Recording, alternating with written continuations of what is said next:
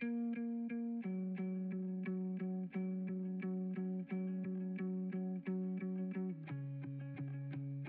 the divine purpose is twofold. One is the universe delights in creation. It delights in creativity. It delights in creating new forms. How do I know that? Well, just look around on the planet here.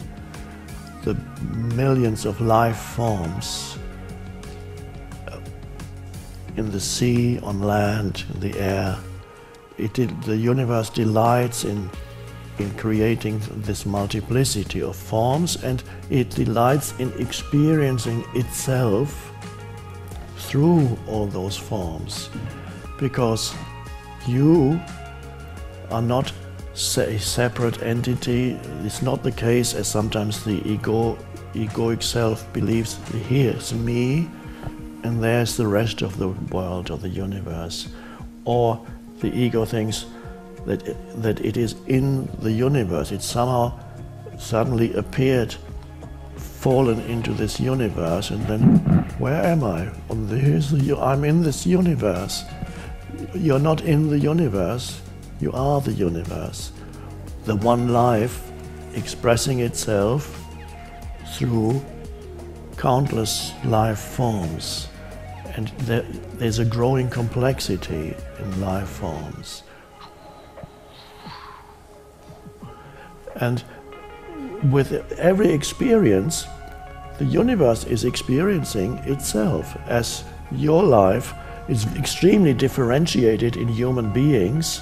The way in which life or the universe or the one consciousness experiences itself in this dreamlike world is extremely differentiated. It is amazing that every human being is different. Of those billions of humans on the planet, every human not only looks different, you could recognize, if you know one person out of these billions, I can't remember how many billions are on the planet now, you could recognize this person out of billions of other human beings just by looking at their face. This is how differentiated it is on the surface level already. And then every life experience, of course there are many similarities, but there's a uniqueness to every life experience. Every life experience is a world that arises and subsides. My mother's life, your mother's life, your parents' life, anybody's life, was a particular world. The way she experienced the world was very different from the way I experienced it. It's like my mother and I'm just taking one example from my personal experience, seem to inhabit completely different universes. But we were in the same place, but experiencing life in a totally different way. And the universe delights in that complexity of experience, so it wants to experience itself as form.